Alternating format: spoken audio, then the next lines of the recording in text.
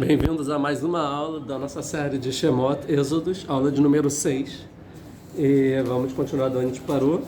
A gente viu lá passada como foi o processo da escravização do faraó em relação aos judeus, como os judeus foi um processo lento e manipulado, que aos poucos, a sociedade egípcia foi maltratando os judeus e no final os judeus acabaram escravizados. E no final da aula eu cheguei e falei a minha opinião, não necessariamente ao consenso, que para mim a Torá, não é dito na Torá que os judeus foram escravizados na lei, ou seja, que a lei era que os judeus eram escravos, e sim que foi um processo natural, que a própria população começou a agir em relação aos judeus como se eles fossem escravos, e os judeus acabaram cedendo por causa da opressão, de ser uma minoria, estrangeiros e por aí vai, tá bom? Agora, antes da gente seguir, tem só alguns pontos que eu quero deixar claro. Primeiro seria quando o faraó ele tem uma ideia, e a primeira coisa é botar imposto sobre os judeus, sobre os hebreus. E a gente viu que o imposto são pessoas que vinham trabalhar para a construção de obras. A gente viu isso. Interessante que isso aparece em mais algum lugar da Torá, isso que eu queria começar hoje. Deixa eu botar aqui na página para ver as referências. Que é em Melachim 1, ou seja, Reis 1, capítulo 5. A gente está falando do rei Salomão, Shlomo Amelech, o homem mais sábio de todos. Ele era o rei de Israel. E no capítulo 5 o rei Salomão vai construir o Beit HaMikdash, o primeiro templo. E para isso ele precisa de mas. O que é mas? Grupo de pessoas, de construtores, pessoas que vão se voluntariar. Não voluntariar não, na verdade, grupo de pessoas da população que vão construir as obras que o Estado precisa. Não voluntários, na verdade é igual ir para o exército, agora vocês vão lá e vão trabalhar para o rei, vamos ver. Capítulo 5, versículo 27 e 28.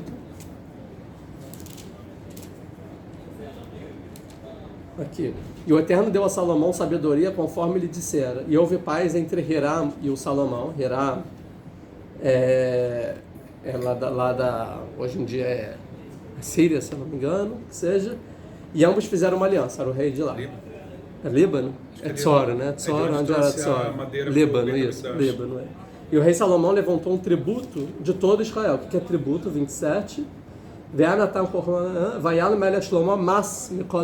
Então, massa seria o tributo, esse imposto. Então, o rei Salomão botou em todo o povo que ele liderava, ou seja, o povo de Israel, um imposto aqui, na forma de 30 mil homens para o trabalho. Ou seja, povo, população, 30 mil de vocês tem que estar sempre aqui trabalhando para construir o que a gente precisa, o que o governo precisa. Parecido aqui com o faraó, que o faraó chegou e falou, agora hebreus, vocês, o Egito precisa de construção, vocês têm que dar tantos, não diz lá quantas pessoas, que venham aqui trabalhar para o Egito. E os enviaram ao Líbano por turnos, cada mês 10 mil, sendo que ficavam um mês no Líbano e 2 meses em sua casa. E Adoniram era responsável pela cobrança desses tributos. Então, no final é isso, ou seja, mas 10 mil cada vez, faz revisão desses 30 mil, 10 mil aqui, fica 2 em casa. Aí, próximo turno, então por ano, ia 4 vezes lá, ficar um mês. Foi um lugar que apesar de ter dinheiro na época, Abraão comprou, não era comum dinheiro, então se fez escambo. Escambo era realmente... Na época do rei Salomão, não sei tanto, se já não era tão comum assim, mas sim, pode ser, porque a ideia mais não sei, mas aqui eu não acho que tem a ver com a questão financeira individual, e sim a política. Eu preciso que construam, tem que ter alguém que vai construir. Quem vai construir? Povo, vai construir. Então eles iam até o Líbano, ficavam longe da família, um mês, cortando, madeira, carregando. E o Salomão tinha 70 mil carregadores e 80 mil talhadores de pedras nas montanhas, ficar trabalhando na montanha, na pedra, além de 3.300 mestres de obra, ou seja, era um trabalho de construção exaustivo. A gente vê que depois os egípcios vão usar os judeus para construírem também construção, depois no campo e por aí vai, certo? Então a gente vê aqui o massa, que o massa com certeza aqui são pessoas nesse caso, certo? Aí no capítulo 6, versículo 38, está aqui, e no 11º ano, no mês de Bul, que é o 8º mês, foi terminado a casa com todas suas dependências e com tudo que lhe convinha, levando 7 anos para construí-lo. Ou seja, esses 30 mil ficaram por 7 anos nessa de ir voltar, mas era uma coisa forçada pelo governo, e demorou 7 anos. No final de 7 anos, eles construíram o Beit HaMikdash, terminou a obra do Beit HaMikdash, certo? O que fazer com essas pessoas? Acabou a construção, certo? O que deve ser feito?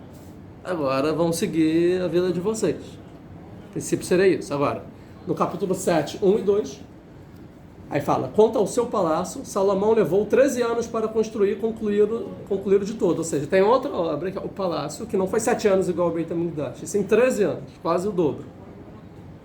Ele também construiu o palácio do Bosque do Líbano, outra coisa. Então, no Bosque do Líbano, ou seja, lá do rei que ele fez uma aliança, vou construir também um palácio lá, com 100 mil cúbitos de comprimento, 50 cúbitos de largura e 30 cúbitos de altura. É tipo César Maia. E essa medida exatamente da Arca de Noé, não é? 100 por 50 por 30? Eu estou enganado. Ah, não, é 30 por 50 por 15. Não lembro. Não é 60? Sobre 4 fileiras de coluna de cedro, de vigas e tal. Certo? Ou seja, aí vai mostrando as construções que ele fez.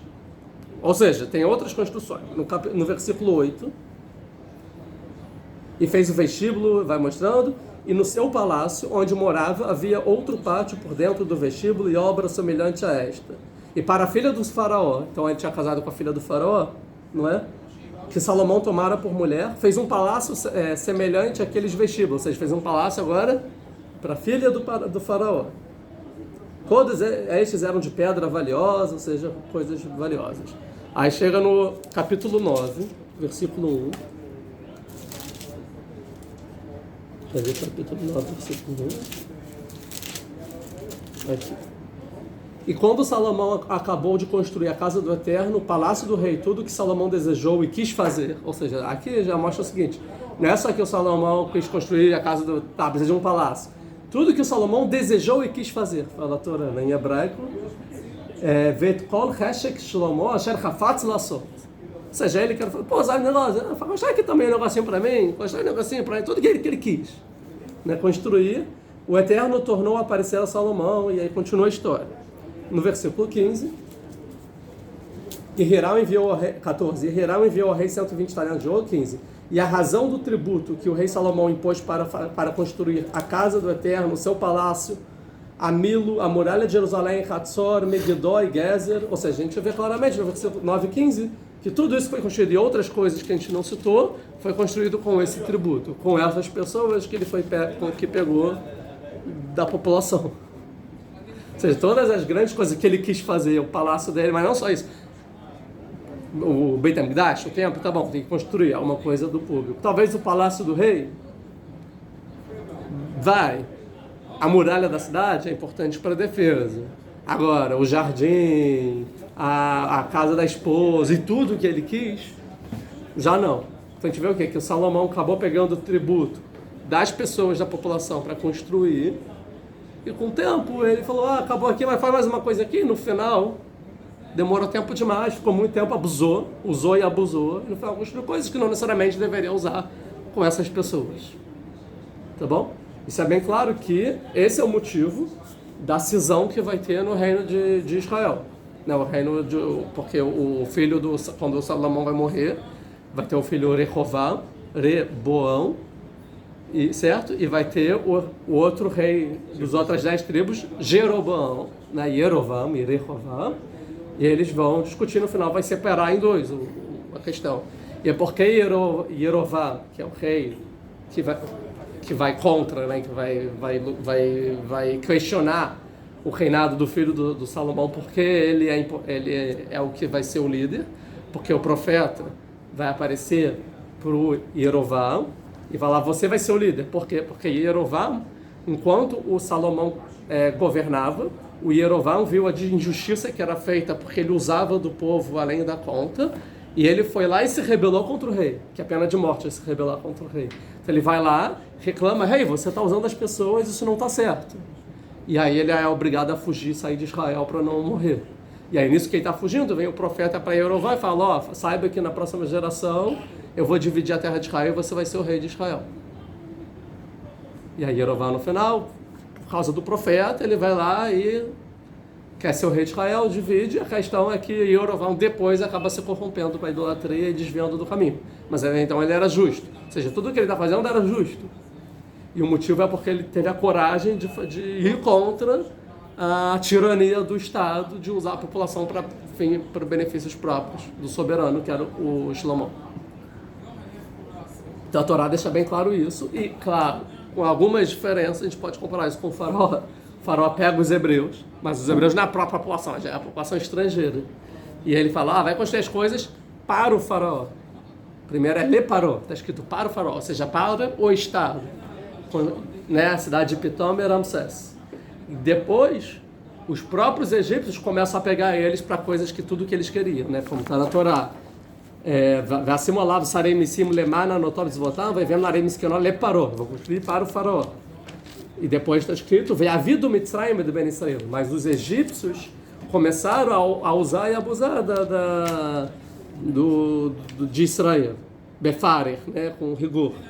Vai marerut chaichem bavodah kashá, e aí amarguraram com um trabalho pesado, que não necessariamente para o faraó era um trabalho pesado. Mas aqui agora passou a ser pesado. Berromer belevenim, agora construindo tijolo, pedras, não só construindo. Berrola avodah passadeus, trabalhos no campo. Etkol avodatá masheravdu bahem befar. Todos os trabalhos que eles faziam trabalhar, ou seja, agora não é só o que precisa para o Estado. Tudo que eu quiser. Befar. Então, essa é a situação. Então, é uma situação um pouco comum também, que acontece até porque o rei Salomão era um rei justo, sabe? No final, ele acaba caindo também nisso. E é o motivo da ruptura que vai ter na próxima geração. Assim, no começo da Parashá. Esse descontamento da própria população. Mas agora tem como passar só o que o rei Salomão fez, porque Salomão dava 2 meses para voltar para casa, devia ter umas condições um pouco melhores para a época, coisa que do faraó era óbvio que a situação era bem pior. Né? Diga. Não, eu falei que no começo da Parashá dá a impressão de que, na verdade, Shlomo ele faz isso, para dar emprego para os judeus e 2, para manter um acordo de paz com o Hiram. Que, tipo, ele traz a madeira... Sim, mas essa aliança, a princípio, é para construir o templo. Não, tá bom, mas é a garantia de que você não vai entrar em guerra com o rei. Você tem uma aliança econômica.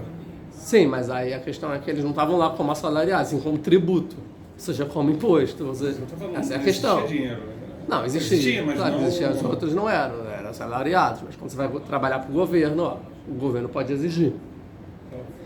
Tanto que quando o povo vai exigir um rei em Shmuel, no rei Samuel, né, o Shmuel fica muito chateado, vocês querem rei, não sei o que lá, e no final Deus falou, faz rei, bota um rei, e tem um capítulo só das regras. Tem rei, mas sabe que ter rei não é tão fácil, o povo vai ser responsabilizado em dar isso para o rei, prover isso para o rei, ou seja, é justo o reinado pedir da população imposto. Vocês querem rei? Sabem que vai ter imposto. Vocês vão ter que dar o melhor de vocês para o rei, as melhores terras, as melhores comidas, sabe disso. Vocês vão ter que trabalhar para o rei quando ele precisar. Faz parte do jogo. Querem rei? Então toma rei.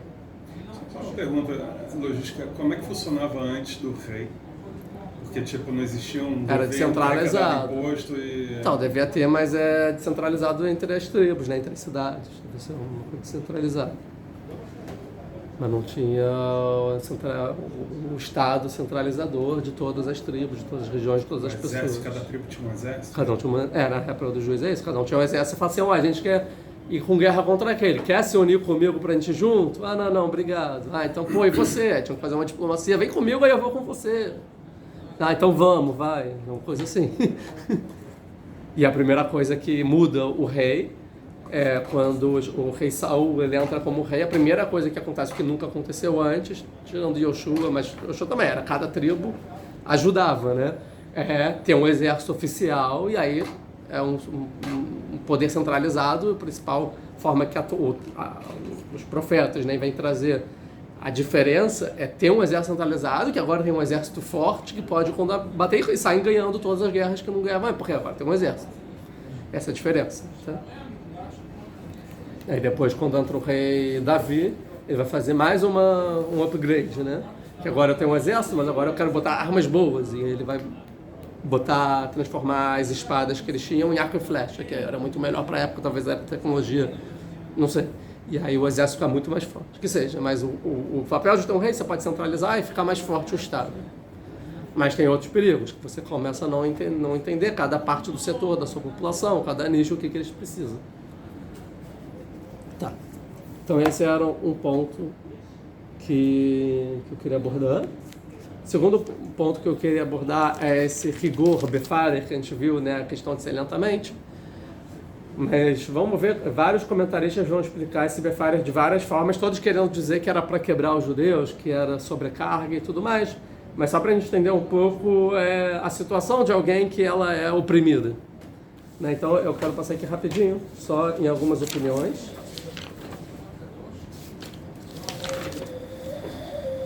O que está acontecendo aqui? Primeira opinião interessante é o Rav Hirsch. O Rav Hirsch vai explicar que befarer significa divisão.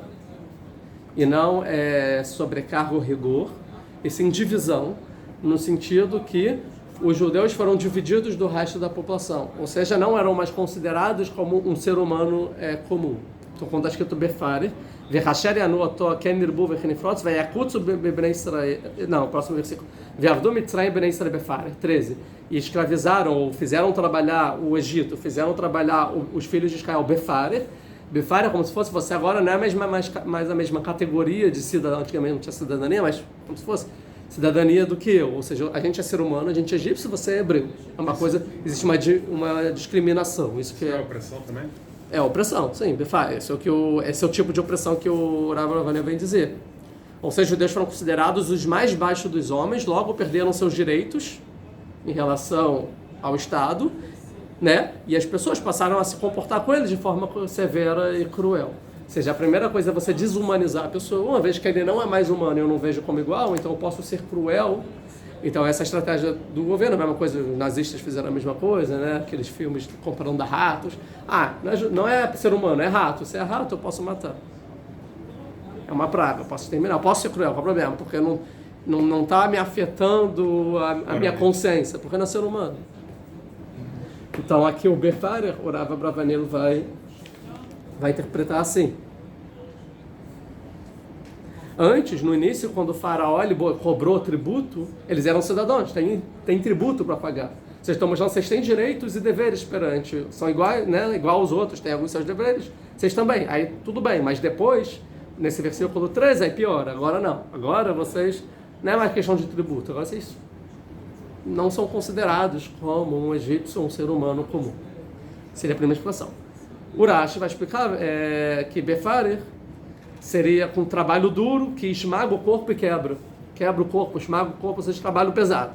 Avodá kashá, depois escrito, trabalho difícil. Né? O Ibn Ezra vai explicar que fizeram trabalhar além das leis do trabalho. Ou seja, o trabalho existe alguns tipos de leis, trabalha, mas hoje em dia, tá bom, tem direito do trabalhador, tantas horas e tal. Na época não tinha tanto isso, mas tinha alguma coisa. Ou seja, além disso, ou seja, qualquer um tem algum limite do que deve trabalhar. Vocês não têm esses limites. Vocês têm que trabalhar para valer. O Ramban vai explicar que decretaram que todos os egípcios escravizassem o povo. Aqui o Ramban concorda que sim, decretaram. Tá? E o judeu, o hebreu, tinha que trabalhar para todo homem egípcio que necessitasse de trabalhador. Ou seja, o governo está precisando de 3 aqui de manhã para pintar minha casa. Tá bom, bora pegar 3 hebreus aí. Ou seja, o que a população precisa, vocês estão aí para servir. O Malbim vai falar que befarer é trabalhar sem descanso e sem necessidade para quebrar o corpo deles. Ou seja, não ter tempo de descanso, não ter férias, não ter o Shabat, não ter as festas, não ter fim de semana. Trabalha sem parar. O Netziv vai explicar que eles botaram os homens mais honrados de Israel para trabalhar nas funções mais consideradas desonradas. Que isso é pior do que trabalhar com o corpo, porque você acaba com a alma. Você fala, agora eu estou nesse trabalho, antes eu era o líder, agora eu tenho que fazer um negócio. Então é para humilhar, né? O Ramban fala aqui que pressionar, já no próximo versículo, vai mareru, amargurar a vida, vai vodar cachá, com um trabalho pesado. Né? De novo, tudo que eles trabalhavam é befarer, que eles pressionavam, ou seja, os capatazes pressionavam o povo para que não tivesse o sossego, e batiam e ofendiam os judeus, os hebreus. Então, além disso, tinha castigo físico. Batiam, vai trabalhar, ou seja, ficavam toda pressionando, vai, constrói, vai. E ofendiam, sai seu animal, seu não sei o que lá, ofendiam, ou seja, isso é befar. Explicação da... E ele fala, e o rei sustentava com pouca comida também. O Midrash falava que befar é de trocar, querendo que... Não, befar é, desculpa, não no sentido de trocar, de quebrar também, que botava os homens para trabalharem, para dormirem no campo, ou seja, vão trabalhar no campo, e as mulheres para ficarem na cidade trabalhando, para os homens não terem contato com a mulher, tem a ver com o que a gente falou, de eles não poderem ter mais filhos, né? Mas isso também é uma aflição, que o homem e a esposa não podem se encontrar, que você vai ficar meses no campo e você vai ficar meses trabalhando na cidade, e essa é a opressão, não deixar a família voltar. A gente vai ver se a gente perceber tudo isso nesse primeiro capítulo tem a ver com a família, tá bom? A questão da família é muito importante da Torá, tanto que a primeira coisa nos primeiros versículos de Shemot fala que fizeram a sua casa. Ele chamado Bnei Israel, Abayim, Mitzrayim, Yaakov, Ishu Beitobal. Um homem e a sua casa vieram, né? Ou seja, o lar, a família é muito importante. Aí fala o nome dos 12 filhos, certo? Você vai Vayamot, Bemonaretz. Ou seja, a questão o primeiro versículo fala da batim, da casa. E a gente vê que tudo isso é para não ter casa. Ou seja, o homem não vai se encontrar com a esposa, vão trabalhar separado, não vão ter sossego, para não ter filhos, para acabar a descendência. Ou seja, é a destruição da família. Não fica mais em casa, você vai ficar no campo, você vai ficar na cidade. A gente vê na continuação como tudo tem a ver em destruir a família hebreia.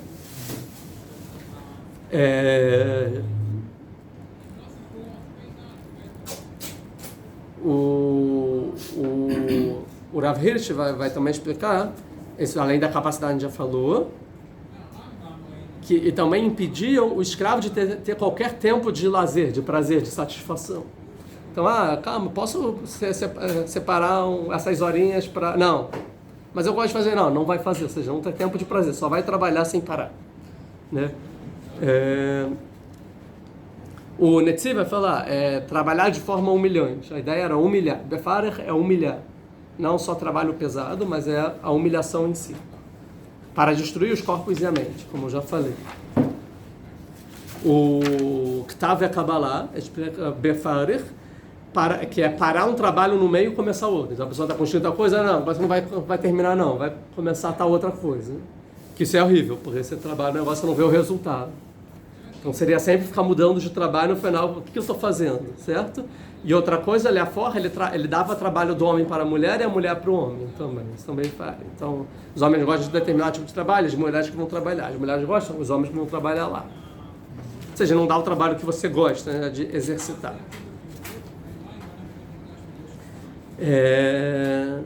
E o Kliakar, o mais diferente de todos, que a ideia toda era fazer os hebreus pecarem.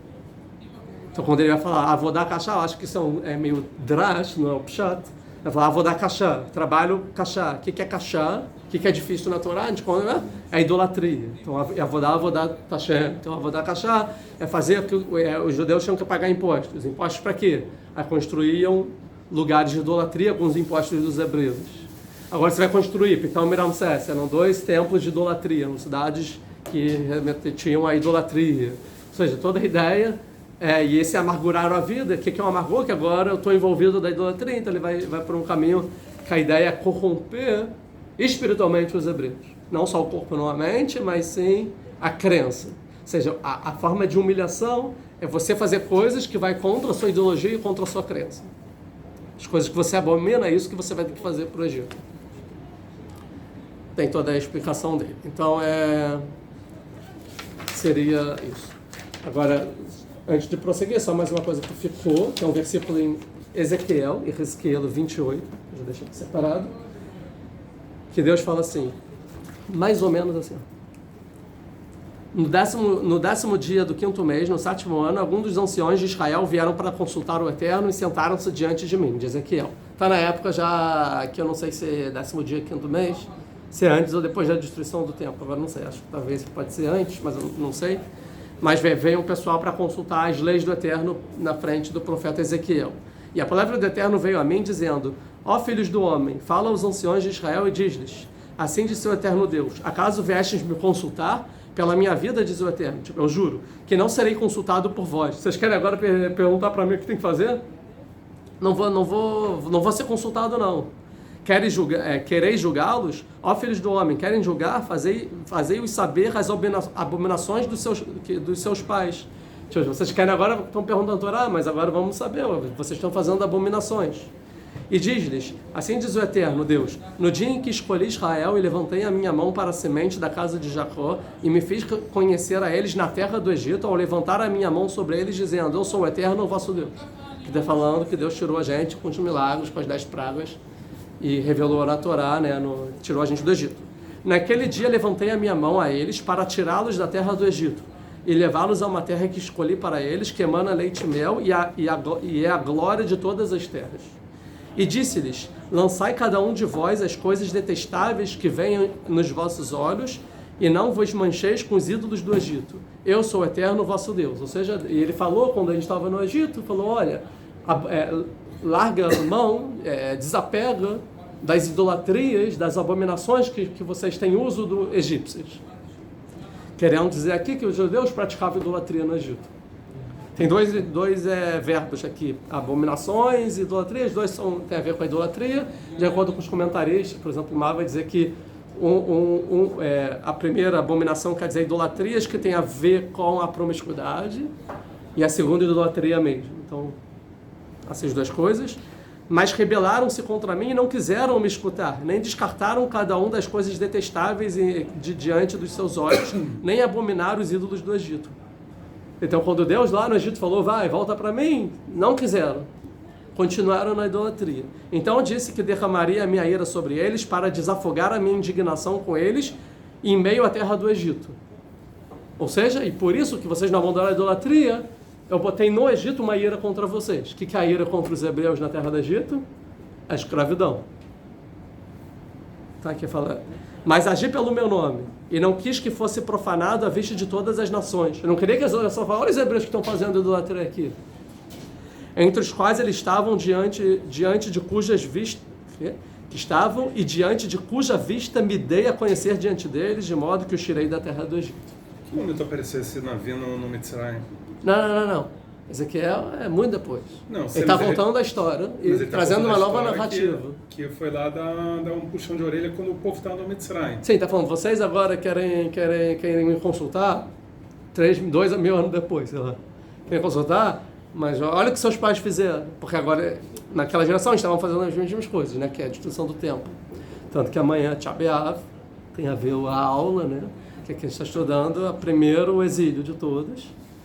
E sempre a gente vê que sempre é um arquétipo, né? De tudo, os exílios voltam. Então aqui é a mesma coisa, né? Então tá falando, ele vai contar a história toda, né? Mas aqui está dizendo que, traz basicamente que Deus, ele se irou contra os hebreus e fez eles sofrerem, ou seja, a escravidão, porque eles não quiseram abandonar a idolatria quando Deus pediu para abandonar.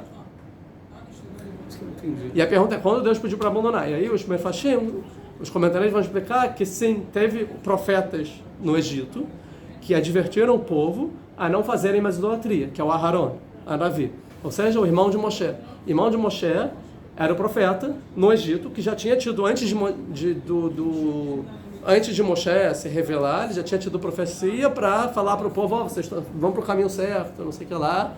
Tanto que quando Moshe é consultado por Deus, daqui a pouco a gente vai estudar isso, ele vai falar, manda quem você já está acostumado a mandar. A pessoa que já fica repreendendo o povo, o Aharon. Tá? Então Aharon, ele já era aquele que era o responsável por isso. Então aqui estão dizendo que é a profecia de Aharon. Aharon falou, vocês larguem a idolatria e não largaram. Não largaram, então vai piorar o sofrimento. Já que vocês estão fazendo idolatria perante os outros, à vista de todas as nações.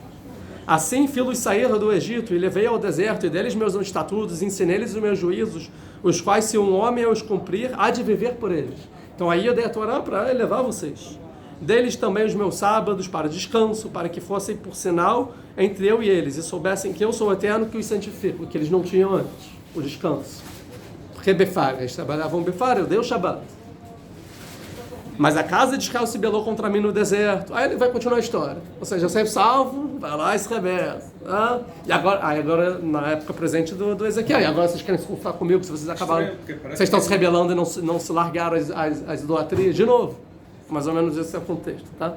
Mas para isso, quando a gente chegar em Ezequiel, a gente vai ver melhor. Parece que tem um contrato de Torá antes de receber a Torá. Tem mitzvot de não fazer idolatria antes de receber a Torá no Mitzrayim. Então, existe um contrato de idolatria. Idolatria é certeza. Certo? Aqui não está falando, porque não rezou de manhã. Benenor também não pode fazer. Idolatria Benenor também não pode fazer idolatria. Bom ponto.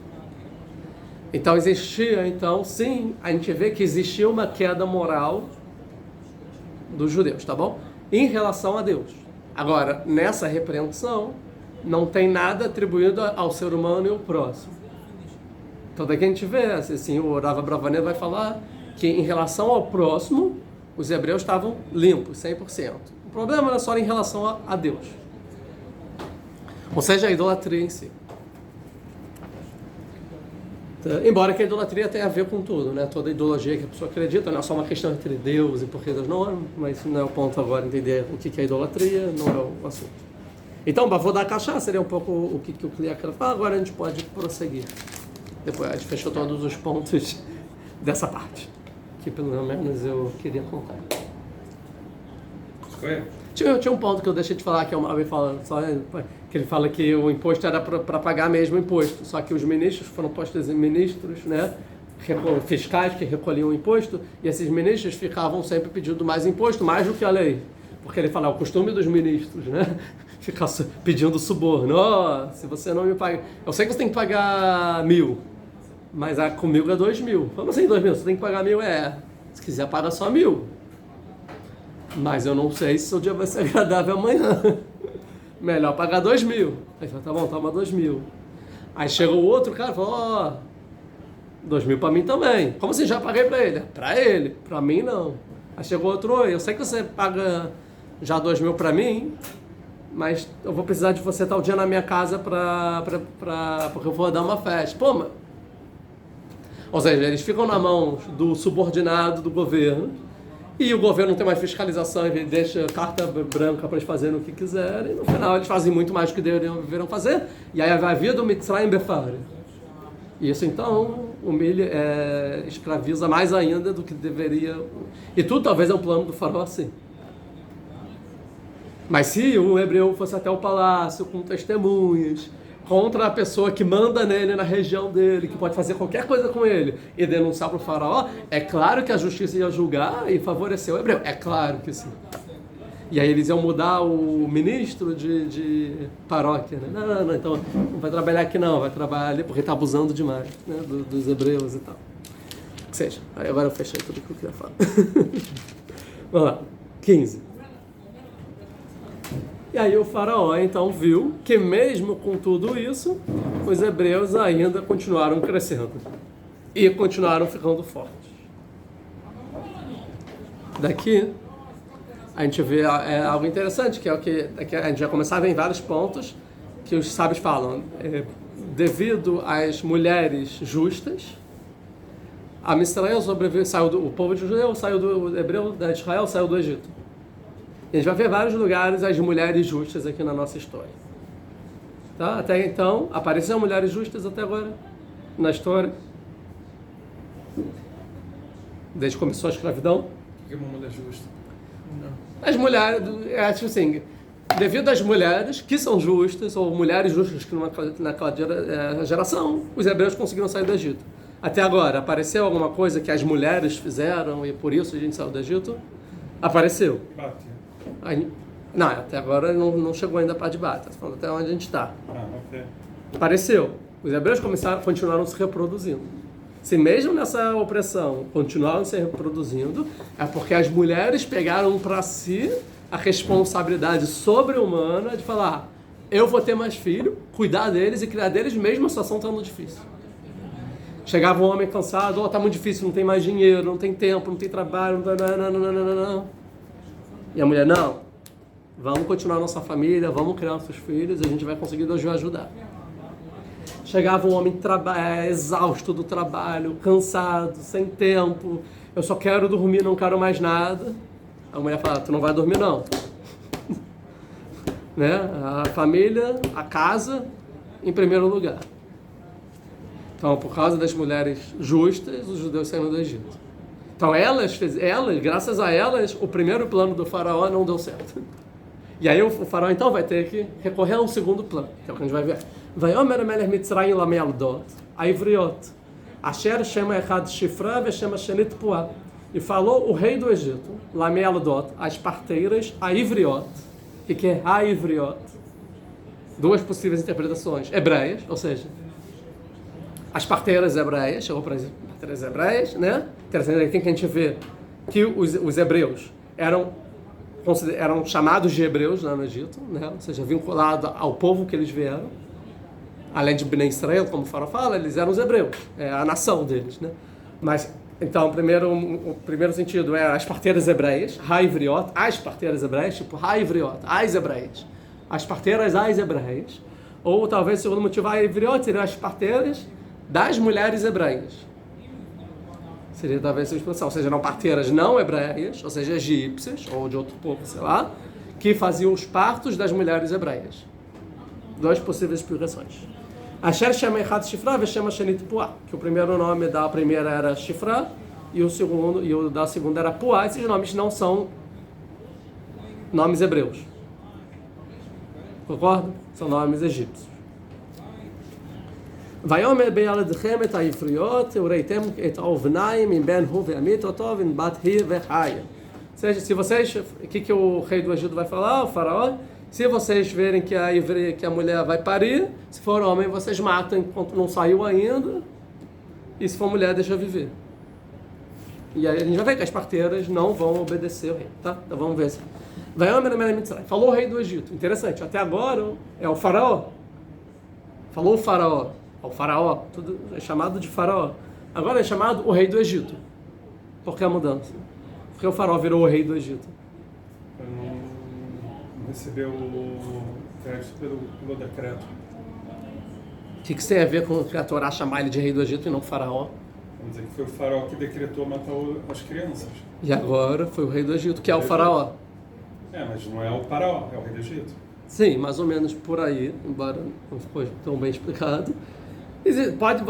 É uma teoria, na verdade, que eu fico tentando, mas eu ainda não consegui, não faz sentido nem para mim, que o faraó e o rei do Egito são duas pessoas diferentes.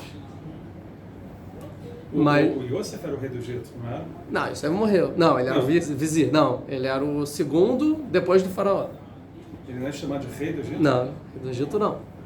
Então pode ser que o rei do Egito é tipo aquela monarquia que tem aquele rei que o pai morreu e a criança de 8 anos de idade é o rei do Egito. Só que tem um cara que é o faraó, ou seja, é o cara que é o executivo, que manda em tudo. Talvez pode ser isso. Tem o rei do Egito e o que não faz nada, fica só lá no palácio. Tem o faraó, e o cara faz o decreto, vai lá para político, faz a coisa acontecer. Mas aparentemente eu acho que é a mesma pessoa. O faraó e o rei do Egito são duas formas diferentes de falar. Mas qual a diferença? O rei do Egito é o que ele é. Você é o rei do Egito. O faraó me parece que é a função, quando ele está na função de executivo, de comandar o Egito de fato. Me parece ser isso, então. Então, quando o faraó ele quer ser astuto, quer ser inteligente, fazer decreto e tal, fala com a corte, ele é o faraó. Eu estou na posição de chefe do Estado, o rei do Egito. Agora, quando fala o rei do Egito, é a pessoa individual, é ele individual. Eu sou o rei do Egito, sou eu. Não como executivo que quero pensar, entendeu? Como alguém, a parte individual dele, me parece assim. Deu para entender o que eu quero dizer? Então, por que é faraó porque é rei do Egito e não faraó? Porque ele veio na surdina como, olha, eu não estou vindo aqui para vocês parteiras como um decreto, como o faraó. E sim, eu estou vindo como pessoa física e estou te pedindo um favor. Vai lá e mata quando nascer, tá? Mas não conta para ninguém. Ou seja, não foi algo político. Foi uma coisa que ele chegou, encontrou na festa. Não foi na festa, foi até lá. Mas como se fosse... tem, sei lá, o Lula. E o Lula vai lá e fala perante a mídia e perante lá Ó, agora o Brasil vai fazer ABC. É o faraó, como se fosse. Aí chega o Lula no churrasco dele com um amigo dele, que é importante, fala, ó, faz isso aí pra mim, não sei o que lá. É o rei do Egito, entendeu? Seria a diferença. Não é algo oficial. Ou seja, algo não oficial aqui. E falou o rei do Egito, Vaiomer, porque não está escrito vai daber. Vaiomer é falar no sentido leve da coisa, de conversar. Vai daber é falar pesado, é ordenar, né? Exigir, ou vai tzav, decretar, ordenar. Mas aqui não, é Vaiomer, então é uma conversa informal, vamos dizer assim, como pedindo um favor e não ordenando algo. Então veio o rei do Egito para as parteiras, e aqui a gente pode pegar ou que são as parteiras eram as parteiras hebreias, ou eram parteiras egípcias que faziam parto das hebreias. Faz sentido. E tinha duas. E aí a pergunta que fica assim, só tinha duas parteiras? Não eram 1 milhão de crianças que nasciam, não sei lá, só duas parteiras? Era o nome da empresa. Então, a explicação geral era não. Essas são as chefes das parteiras. Então ele pegou, tipo assim, não vai conversar com todas as parteiras. Falou, ó, vem as duas que representam a classe das parteiras, ou as chefes das parteiras, que seja, e eu vou falar com vocês duas só, mas depois vocês dizem para todas as outras. Tá? Tem até uma opinião que eu não lembro quem falou, que seria classificação. Tem dois tipos de parteira. Uma é chamada chifra e outra puá, ou seja, seria a função parteira. O que é chifra e o que é puá? A gente vai ver daqui a pouco. Ou seja, mas é duas que representam vários, não só duas, tá? A pergunta é se todas as parteiras são hebreias, que faziam parte das hebreias, ou eram outras nacionalidades que, por acaso, elas faziam parte das hebreias. A princípio, pelo literal, me parece que eram egípcias, não eram hebreias. E faziam parte das hebreias, me parece, tá bom? Mas tem para os dois lados, e eu acho que aqui, para a gente dar um pouco mais de profundidade, eu vou trabalhar as duas versões. Porque tem coisas para aprender das duas versões interessantes. Embora que se contradizem, porque ou é um ou é outro. Então, chifra, vexema, shenit, puá. O que quer dizer chifra e puá? Aqui eu já estou na aula assim.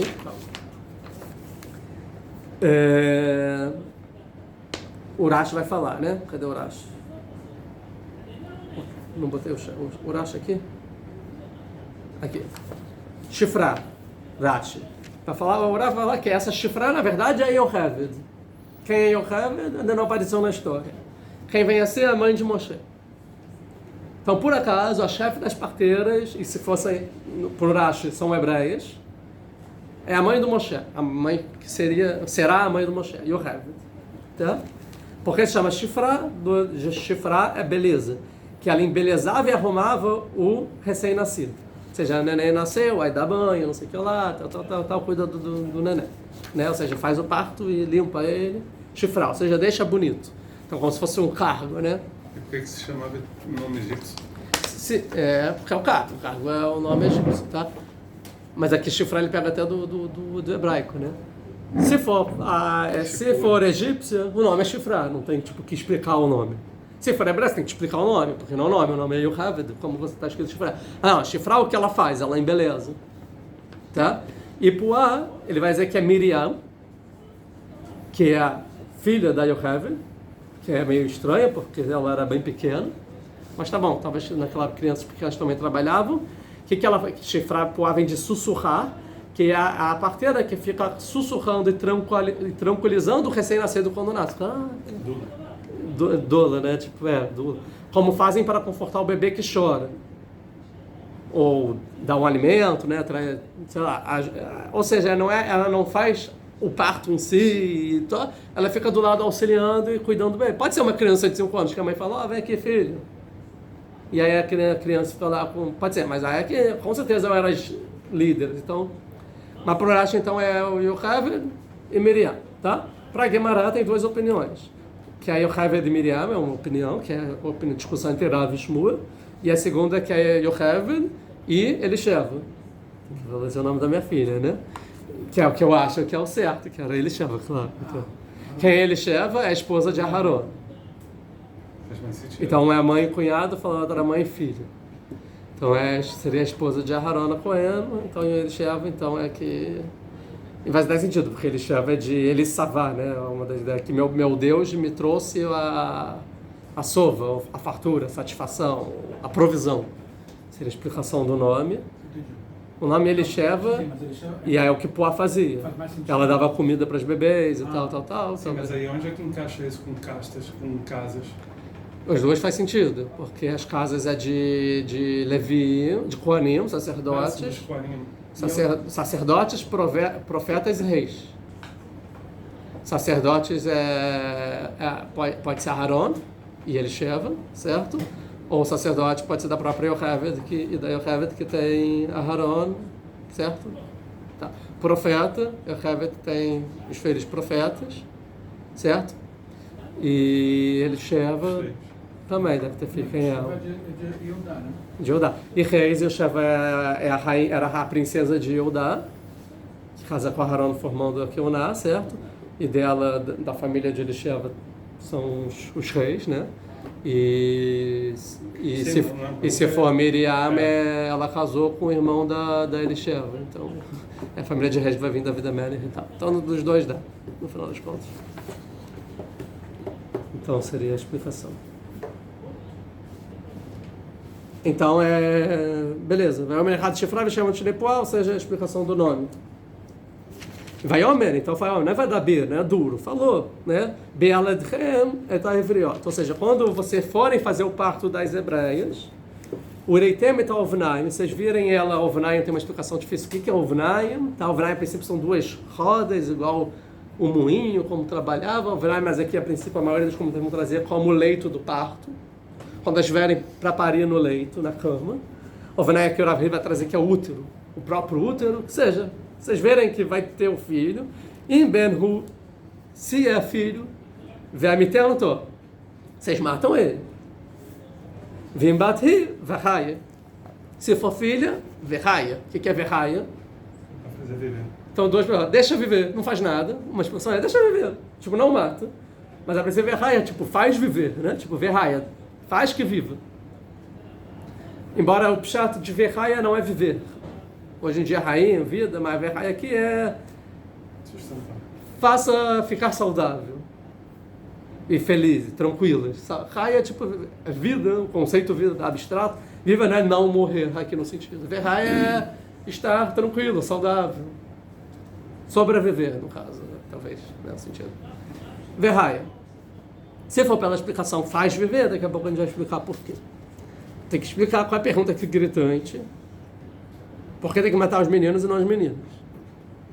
Se você for pelo Midrash, do que a gente falou lá passada, do sonho, que é um menino que vai se levantar e tirar o paró, faz sentido, tá bom. Aí só tem período, mas se não é isso, é a taxa de natalidade, porque deixar as mulheres vivas. Mata todo mundo que muda. Tá, pergunta. Vai ter, e aqui, das explicações, e falou tranquilo e não falou duro, ordenou, é que talvez, considerando que elas eram egípcias, ele falou como se fosse a coisa mais trivial. É óbvio que elas vão fazer, matar os hebreus, que são hebreus. Lembra como já está a situação do hebreu perante a sociedade? Não era visto como ser humano? Então chegou, oi, parteiras, né? Então, ó, se tiver um hebreu, se estiver no parto deles, né, vai lá e mata, tá? Achando que elas vão, tipo, claro, odeio o hebreu. Porque a pessoa que odeia, acho que todo mundo odeia, né? Todo mundo vê como ele. Ou seja, falou tranquilo, como se fosse que isso não tem nenhum problema ético em falar isso, certo? Mas agora, se ele quer matar os hebreus de novo, porque não deu certo o primeiro plano, porque não pega o exército e manda matar. Vai lá, exército e mata. Porque não dá uma ordem de matar, porque tem que falar, olha, óbvio que esse jeito de, quando forem ter o parto, vai lá e mata, é uma forma escondida. Então, porque não vai lá na cara dura e fala, vai lá e mata. Não, vou falar para as parteiras para matarem, aí não vai parecer que morreu, não vão saber. Ou seja, ele ainda está tentando encobrir as mortes que ele quer para os hebreus. Por quê? Porque ainda era difícil para a sociedade, então, mandar matar ao verem hebreus morrendo já é demais, mesmo que já estão escravizados. Talvez matar já é demais. E também matar crianças é algo que mesmo se você não vê como ser humano, já é algo um pouco mais complicado e ainda talvez não estava nessa situação, então ele ainda quer fazer na surdina, mas a parteira vai fazer, porque ainda vai estar no ventre, né? E ventre não é vida. Então, às vezes ventre não é vida, né? Matou, não nasceu, é feto, não tem problema. Mata enquanto está na barriga. Aí não é vida, né? Não é matou uma pessoa, não tem um bebê lá, mata na barriga. Ninguém vai saber.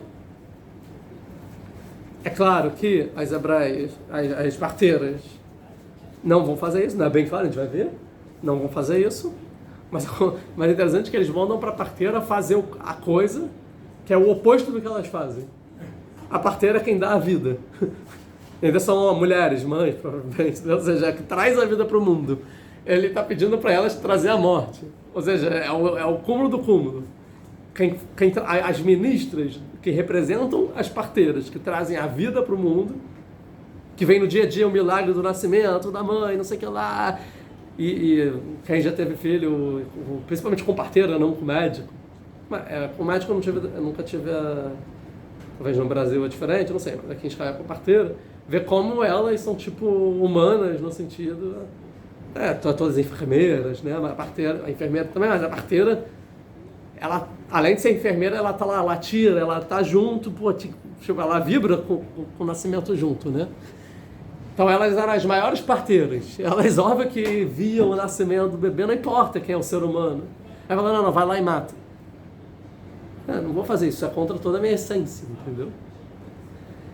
Vamos dizer que as parteiras eram hebreias agora. E aí o faraó vai falar, vai lá e mata as crianças. Aí elas não vão matar, certo? Porém, não é algo tão trivial, que é o faraó ordenando, se eu não matar, o que vão fazer comigo? Já era, né? É difícil, então, embora não é humano, talvez, na opressão, quando a pessoa está escravizada, oprimida, não tem mais voz, não tem mais nada, humanidade, ela só tipo, tá bom, então ela abre os valores morais dela e tá bom, o que eu posso fazer, né? Eu sou um trabalhador do Estado, até se for egípcio falando, né? Eu só cumpri ordens. Não tenho responsabilidade. Só que elas não, elas vão lá e falam, não vou fazer, mesmo que eu estou botando minha vida e a vida da minha família em risco, eu não vou matar crianças. Isso vai contra qualquer humanidade que exista no ser humano, não vou fazer isso.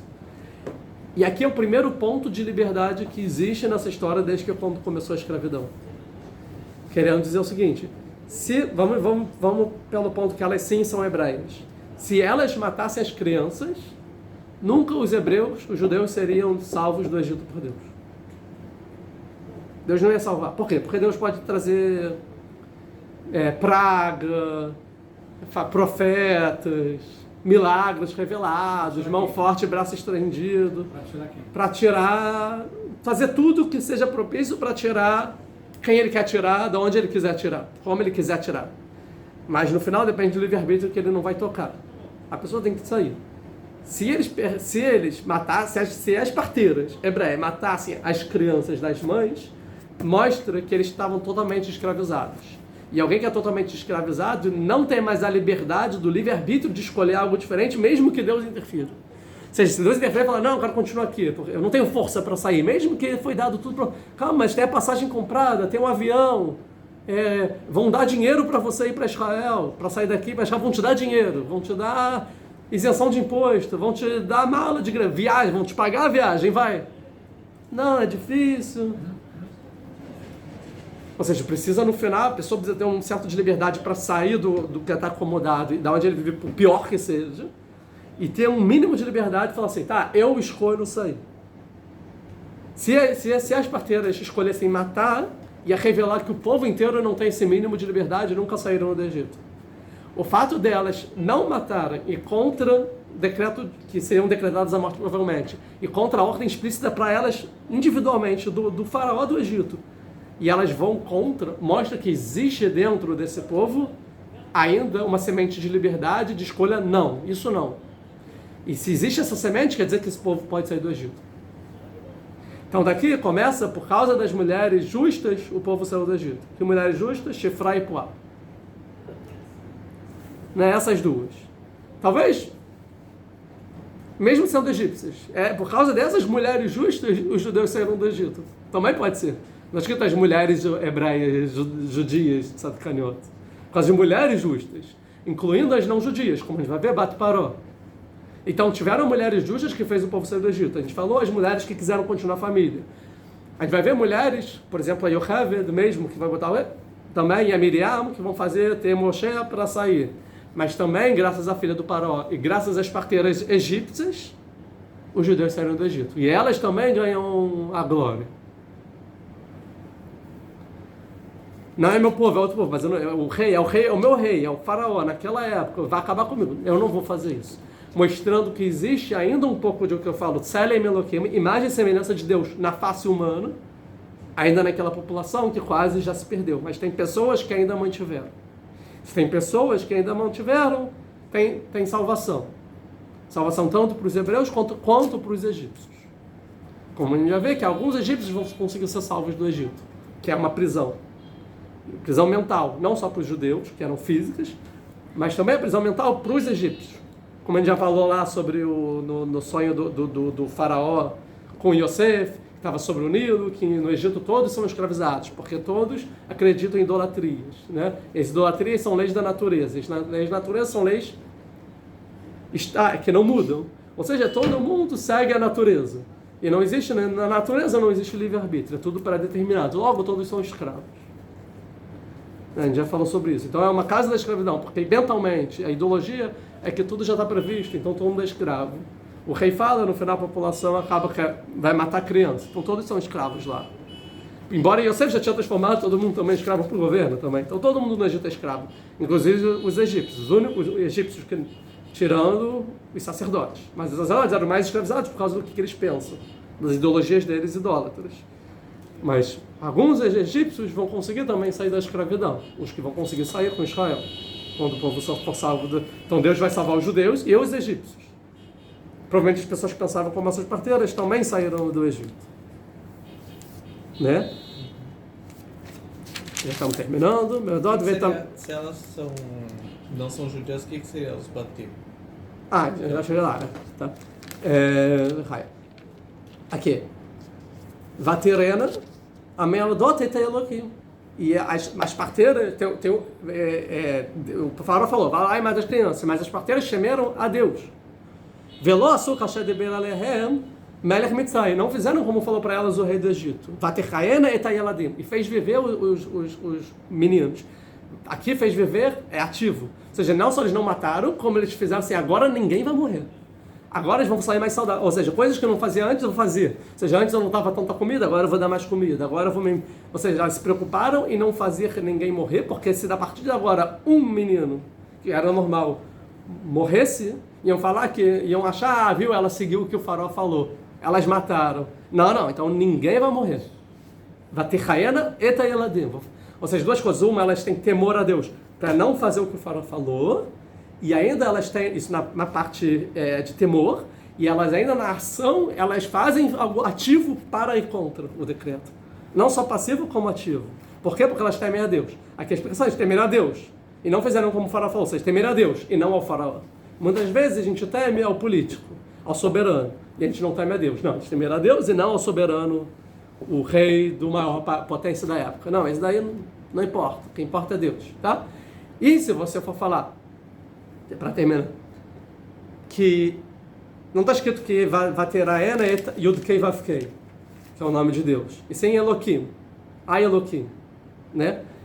Se a gente for falar que elas não são hebraístas, se são egípcios, faz sentido, porque se forem hebreias, é óbvio que elas não vão matar o próprio povo. Qual é a grandeza?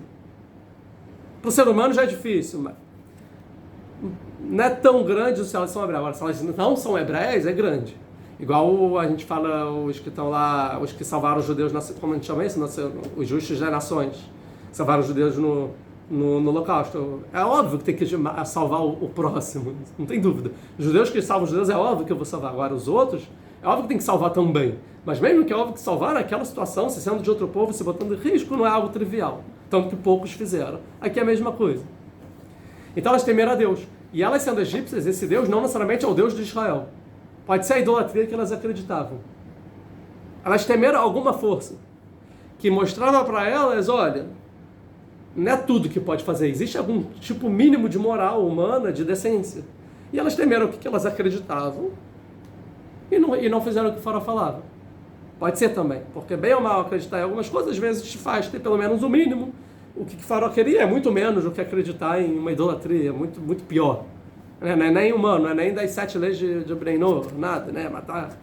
Aqui não, então elas se botaram em risco de vida, que não é algo trivial pela Lahá, se elas tinham a obrigação de se botar em risco de vida ou não. Mesmo que era matar, porque tem 3 coisas que você faz, que você morre, mas se alguém te obrigar a te matar, você não faz, mas morre.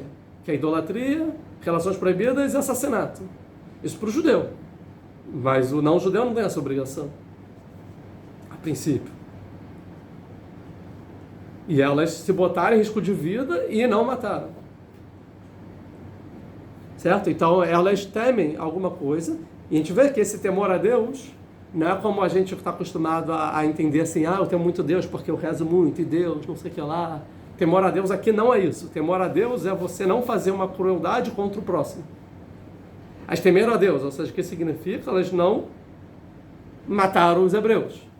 E a gente vai ver que em toda a Torá, todas as vezes que aparece temor a Deus, não é em relação a Deus. Isso é não fazer algo errado em relação ao próximo. Isso significa a Torá temer a Deus, como eu já falei aqui antes. Por exemplo, Abraham, que vê lá em Avimelech, que não tinha temor a Deus ali, aí pegou a mulher dele, eu vi que não tinha temor a Deus, então menti, porque iam pegar minha esposa. Ou seja, quer dizer, não temer a Deus significa que não respeito as leis entre o próximo, na Torá. E aqui elas tinham respeito entre o próximo, independente do que elas acreditavam. Temeram a Deus. Que é o mínimo que Deus deu ao ser humano. E aí elas fizeram viver, e ainda fez bem para as crianças. E aí, a aula que vem a gente vai ver que o rei vai chamar para dar satisfação. E o que vai acontecer. Todo mundo que chegou até agora, muito obrigado aqui no vídeo. Compartilhem, curtam, se inscrevam no canal, sejam membros e até a próxima aula.